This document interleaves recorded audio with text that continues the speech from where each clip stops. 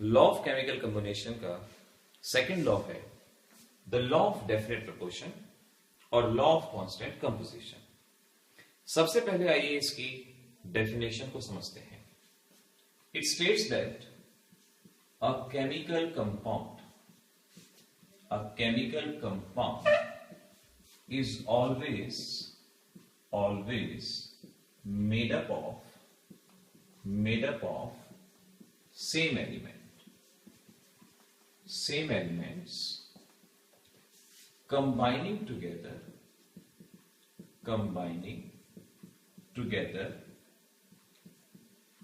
in fixed proportion by mass। पहले इस definition को अंडरस्टैंड करते हैं।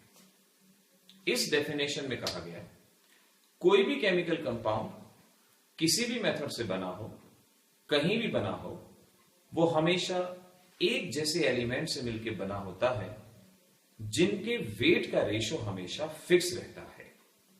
कोई भी कंपाउंड कहीं भी बना हो, कैसे भी बना हो, वो हमेशा एक जैसे एलिमेंट से मिलकर बना होता है जहां उनके वेट का रेशो फिक्स रहता है। फॉर एग्जाम्पल, अगर आप CO2 फॉर्म करते हैं, CO2 किसी भी मेथड से बनाई जा सकती है। कार्बन प्लस ऑक्सीजन, मीथेन के कंबशन से CO2 को बनाया जा सकता है, या हम कैल्शियम कार्बोनेट के डिकम्पोजिशन से भी CO2 को बना सकते हैं। तो इस लॉ के अकॉर्डिंगली कोई भी केमिकल कंपाउंड हमेशा सेम एलिमेंट से मिलकर बना होगा। तीनों ही मेथड से कार्बन डाइऑक्साइड फॉर्म हो रहा है और यह हमेशा ही कार्बन और ऑक्सीजन से मिलकर बना हुआ है। A chemical compound is always made up of similar element. और अगर आप इनके वेट का रेशो देखें, दिस इज 12 और ऑक्सीजन का वेट दिस इज 32। 12:32 का यहां पर रेशो है। यहां भी 12:32, 12:32, 12:32। So we can see a chemical compound is always made up of same element combining together in fixed proportion by mass। इसे लॉ ऑफ कांस्टेंट कंपोजिशन या लॉ ऑफ डेफिनेट प्रोपोजिशन कहा जाएगा। इस लॉ की एक लिमिटेशन है और limitation है in case of isotopes.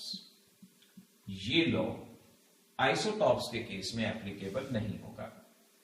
For example, आप शायद जानते होंगे हमारे एटमॉस्फेयर में कार्बन 12 और कार्बन 14 की फॉर्म में एग्जिस्ट करता है। सपोज कार्बन डाइऑक्साइड इस कार्बन से बनता है तो यहां रेशियो कितने का हो जाएगा? 12:32 का। और अगर कार्बन डाइऑक्साइड C14 से बनता है तो यहां रेशियो हो जाएगा 14:32 का। तो हम कह सकते हैं यहां रेशियो डेफिनेट नहीं है। एलिमेंट बेशक से सेम है लेकिन रेशियो डेफिनेट नहीं है।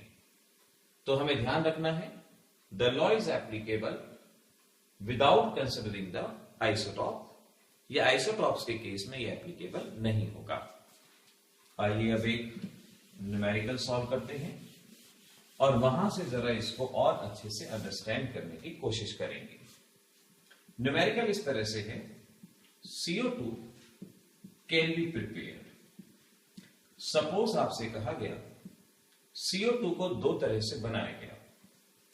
Calcium carbonate give 11 gram of CO2 and similarly combustion of methane give 22 gram of CO2। हमें प्रूव करना है लॉ ऑफ डेफिनेट प्रोपोर्शन। तो इसे देखें, इस तरीके से सॉल्व किया जाएगा। हमें किसी तरह से यह पता लगाना है यहां कितने परसेंट कार्बन है और यहां कितने परसेंट कार्बन है। दोनों ही मेथड से एलिमेंट तो सेम है, हमें इनके वेट में रेशियो यहां पर प्रूव करना है। सो इन फर्स्ट केस हमें गिवन है weight of CO2 that is 11 gram. CO2 के फॉर्मूले से हम समझ सकते हैं इसका मॉलिक्यूलर मास होगा 44। So we can see 44 gram of CO2 consist of 12 gram of carbon. अगर इसका मॉलिक्यूलर मास देखा जाए 44 ग्राम, 44 ग्राम में कार्बन है हमारे पास 12 ग्राम, तो 11 ग्राम CO2 में कितना होगा? 11 ग्राम ऑफ CO2 में कार्बन कितना होगा? 12/44 इंटू 11, सॉल्व किया, ये आ गया हमारे पास 3 ग्राम। तो जितना भी हमें CO2 मिला है उसमें कार्बन का वेट आ गया हमारे पास है 3 ग्राम। सो वी कैन से 11 ग्राम ऑफ CO2 में कार्बन है हमारे पास 3 ग्राम, तो 1 ग्राम CO2 में कितना हो जाएगा? दिस इज 3/11 इंटू 1, और 100 ग्राम में कितना हो जाएगा? 3/11 इंटू 1 इंटू 100, सॉल्व करके 2727% ये हमारे पास कार्बन आ जाएगा, और रिमेनिंग परसेंटेज ऑक्सीजन की हो जाएगी। इसी तरह से सेकंड मेथड, बी मेथड में कहा गया है 22 ग्राम ऑफ CO2 हमें मिला, तो उसी तरह से कहेंगे यहां गिवन है हमें वेट ऑफ CO2 22 ग्राम। इसी तरह से सॉल्व करेंगे। पहले इसका molecular mass 44 gram of CO2 possess 12 gram of carbon, और 22 ग्राम में कितना होगा? 22 ग्राम 12/44 इंटू 22, ये 2 पे गया, this is 6 gram. Now we can say 22 gram of CO2 में कार्बन है 6 ग्राम, तो 1 ग्राम में कितना हो जाएगा? 6/22 इंटू 1, और 100 ग्राम में कितना हो जाएगा? दिस इज 6/22 इंटू 1 इंटू 100, और ये आएगा 27.27% of carbon. So we can say अगर इस मेथड से CO2 मिलता है उसमें कार्बन की परसेंट 27.27 है, और इस मेथड से जो CO2 मिलता है वहां भी परसेंटेज 27.27, यानी दोनों ही केस में परसेंटेज ऑफ कार्बन सेम है। हम कह सकते हैं कंपोजिशन सेम है, और इस तरह से लॉ ऑफ डेफिनेट प्रोपोर्शन यहां पर प्रूव हो जाएगा।